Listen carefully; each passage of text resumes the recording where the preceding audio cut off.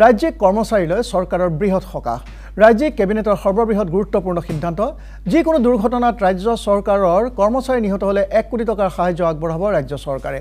জীৱনৰ বাবে শাৰীৰিক সক্ষমতা হেৰুৱা আহতলৈও 1 কোটি টকা আগবঢ়োৱাৰ সিদ্ধান্ত আনহাতে সাময়িকভাৱে শাৰীৰিক সক্ষমতা হেৰুৱা লোকলৈ 80 লাখ টকা দিয়াৰ সিদ্ধান্ত লয় ৰাজ্যিক কেবিনেটে ৰাজ্যৰ বহু কেইটা বেংকৰ সৈতে আলোচনা কৰি ৰাজ্য চৰকাৰে চুক্তি কৰিছে যে ইন্স্যুৰেন্স প্ৰিমিয়াম হিচাপে বেংকসমূহে কৰ্মচাৰীসকলক এই ধন প্ৰদান কৰিব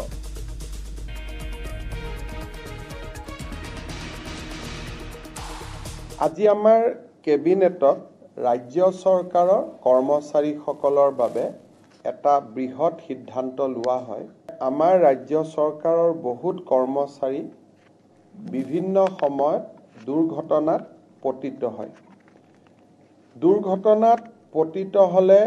তেওঁলোক বিভিন্ন সময়ত নিহত হয় আৰু পাৰ্মানেন্ট ডিজেবিলিটি হয় আৰু পাৰ্মানেন্ট ডিজেবিলিটিৰ লগত কেতিয়াবা পাৰ্সিয়াল ডিজেবিলিটিও হয় তাৰ মানে এটা হল ডেথ এক্সিডেন্টাল ডেথ দুৰ্ঘটনা জড়িত মৃত্যু দুৰ্ঘটনা বুলি কওঁতে ৰোড এক্সিডেন্টৰ পৰা ফায়াৰ আউটব্ৰেকৰ পৰা বানপানীৰ পৰা গোটেইখিনিক দুৰ্ঘটনা বুলি ধৰা হয় আৰু তেওঁলোকৰ পাৰ্মানেন্ট ডিজেবিলিটিও হয় পাৰ্সিয়াল ডিজেবিলিটিও হয় ৰাজ্য চৰকাৰে ষ্টেট বেংক অফ ইণ্ডিয়া আৰু আন বেংকসমূহৰ লগত এটা বিশেষ চুক্তি স্বাক্ষৰ কৰিব যাৰ জৰিয়তে যাৰ স্যালাৰি একাউণ্ট যোন বেংকত আছে ধৰি ললো মোৰ স্যালাৰি একাউণ্ট ষ্টেট বেংকত আছে মোৰ স্যালাৰি একাউণ্ট পাঞ্জাব নেশ্যনেল বেংকত আছে মোৰ স্যালাৰি একাউণ্ট ইণ্ডিয়ান অভাৰসিজ বেংকত আছে যি বেংকত স্যালাৰি একাউণ্ট থাকে তেওঁলোকে আমাৰ লগত হোৱা চুক্তি অনুসৰি ৰাজ্য চৰকাৰৰ কোনোবা কৰ্মচাৰী দুৰ্ঘটনাত নিহত হলে 1 কোটি টকা পৰিয়াললৈ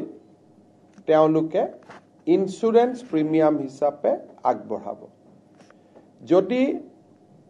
পাৰ্মানেন্ট ডিজেবিলিটি হয় টোটেল ডিজেবিলিটি তেতিয়া হলেও 1 কোটি টকা তেওঁলোকক আগবঢ়াব আৰু যদি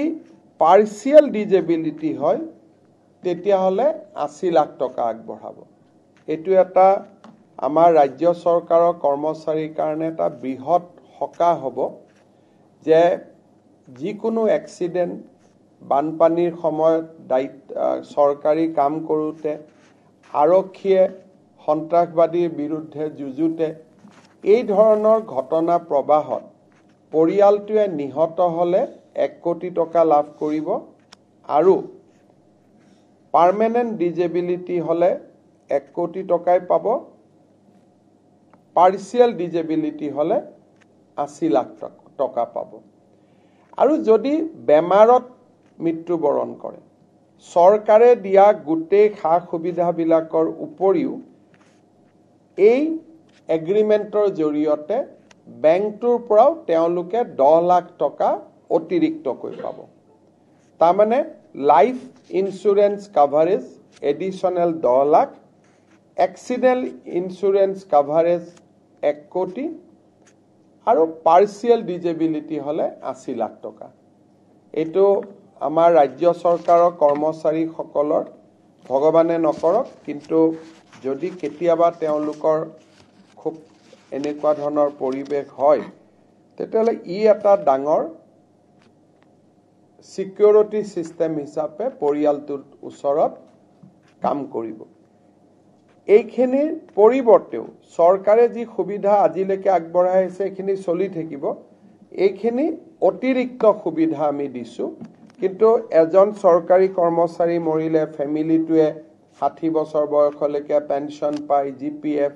যিবিলাক পায়ে থাকিব এইখিনি হল তেওঁলোকলৈকে আমি আগবঢ়োৱা